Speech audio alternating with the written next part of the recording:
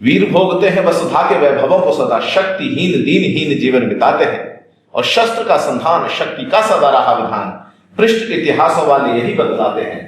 दानव दलन हेतु शस्त्र देवियों ने धारे, देवताओं के भी कर शस्त्र ही सुहाते हैं। आ गया समय तो श्याम छोड़ अश्व की लगाम, युद्ध हेतु ललकार चक्र भी उठाते हैं। वाह! तो ये समय जो चल रहा है, जिस प्रकार से कहना चाहिए कि अन्याय अत्याचार और जो कुछ भी दुनिया में हिंसा बढ़ती चली जा रही है, तो अगर शक्ति का सिद्धांत प्रतिपादित नहीं किया जाएगा, उसका अनुपालन नहीं किया जाएगा, तो धीरे धीरे मानव सभ्यता और संकट की ओर जाएगी। और मैंने कभी कहा था, कभी सागर की गहराई में जाने की तमन्ना है, कभी आकाश के तारों को पाने की तमन्ना है, अभी वो सीख ना पाया जमीन पे चैन से रहना, सुना है चांद पे भी घर बनाने की तमन्ना है। तो ये तमन्नाएं तो बहुत हम रखते हैं, सब पूरी दुनिया रखती है, लेकिन हमारा जो छात्र धर्म है वो ये कहता है कि मनुष्य को अपने स्वयं को शक्तिशाली बनाना चाहिए, समाज की रक्षा के लिए, धर्म संस्कृति की रक्षा के लिए। अतीत के पन्नों में जब हम ढूंढते हैं, देखते हैं, तो उसमें ये बात विशेष रूप से आती है कि जो हमारे यो तो आदिकाल से ही पूरी हमारे देश की जो परंपराएं रही हैं, वो शौर्य शक्ति पराक्रम की परंपराएं रही है, लेकिन अभी 400-500 वर्ष के अंदर देखते हैं तो उसमें मराठा सरदार शिवाजी महाराज रहे हों, हमारे वीर शिरोमणि महाराणा प्रताप रहे हों, या और भी गुरु गोविंद सिंह गुरुओं की बलिदानी परंपराएं रही हों, जो भी मतलब रहा है वो शक्ति का सिद्धांत ही प्रतिपादित करने के लिए उनके कारण ही अभी तक हम सुरक्षित या सभ्यता संस्कृति सुरक्षित रही।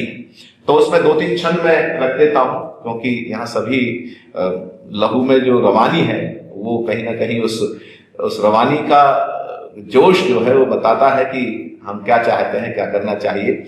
तो मैं शुरू करता हूं। शिवाजी महाराज को एक छंद मैंने लिखा था, लिखे तो और भी थे, लेकिन एक छंद पढ़ता हूं कि नारियों को जननी के जैसा मान देने वाले जीजाबाई वाले संस्कार को प्रणाम है, कि गौहर को जननी के जैसा मान देने वाले जीजाबाई वाले संस्कार को प्रणाम है, और गुरु रामदास वाली चेतना से चकाचौंध पंथ निरपेक्ष दरबार को प्रणाम है।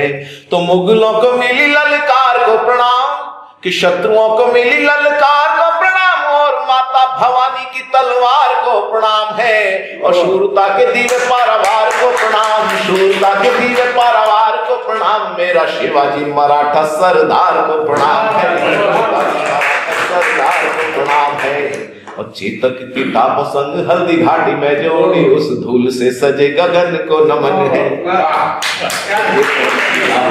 चेतक की टाप संग हल्दी घाटी में जोड़ी, उस धूल से सजे गगन को नमन है।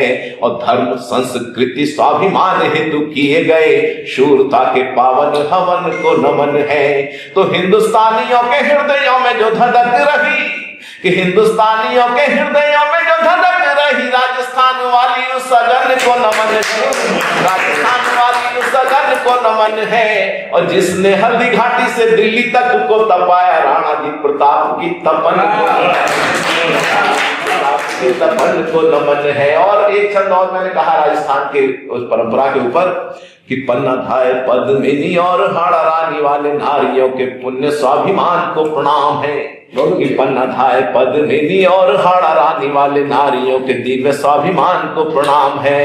और मातृभूमि के हितार्थ जो दिया गया था भामाशाह वाले उस दिव्य दान को प्रणाम है।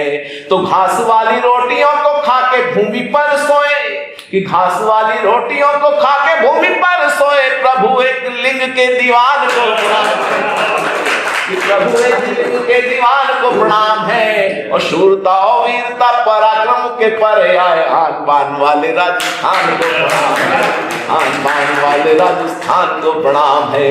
शंकरलाल लंबी एक छंद कहीं हम देखते हैं गुरु सिख परंपरा में, कि सेवा से बलिदान तक की यात्रा आती है। गुरु नानक देव जी ने सेवा से काम शुरू किया, अपना जो सेवा का कार्य जो है धर्म संस्कृति के लिए, और उसके बाद धीरे धीरे बलिदानी परंपराओं तक आते गुरु गोविंद सिंह तक चल के आए।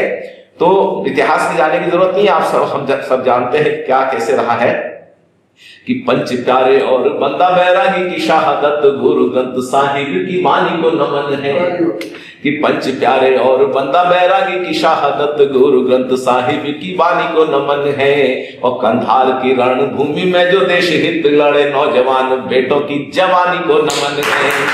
तो सर हिंद की दीवारों में जो जिंदा चिन्ह गए, कि सर हिंद की दीवारों में जो जिंदा चिन्ह गए, उन शूर पुत्रों की निशानी को नमन है। और एक को लड़ाऊं 1.25 लाख से तो उद्घोष गुरु जी की पावन कहानी को नमन है। गोविंद की पावन कहानी को नमन है जी, गोविंद की पावन कहानी को नमन है।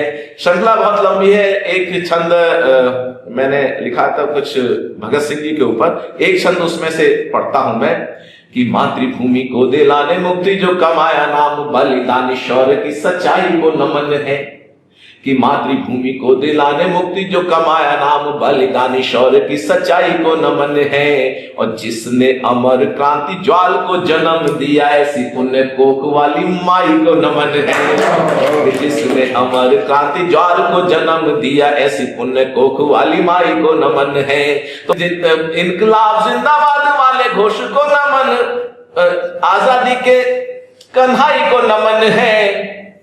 विस्मृत हो गया थोड़ा सा, एक छंद और पढ़ देता हूं। मैं एक बार सोचता हूं, एक तो क्रोनोलॉजिकल एज होती है, एक बायोलॉजिकल एज होती है, लेकिन मुझे लगता है कि उम्र का कोई तकाजा नहीं होता है। अगर हमारे दिल में जो जज्बा है, कोई शौर्य पराक्रम और कहीं बलिदान का जज्बा है, तो 80 साल के कुंवर वीर सिंह अंग्रेजों के दांत खट्टे करने के लिए मैदान में तलवार लेके उतर सकते हैं।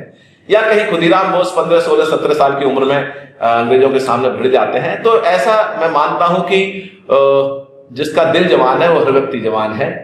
और जब देश के लिए कहीं कुछ करने का जज्बा हो, ऐसी बात आती है, तो मैंने एक छंद लिखा था कि संकट में हो वतन, इससे अपने उससे भी जोड़ के देख सकते हैं अपने अभियान से, कि संकट में हो वतन देख कर खोले नहीं सोचो ऐसे खून की रवानी किस काम की।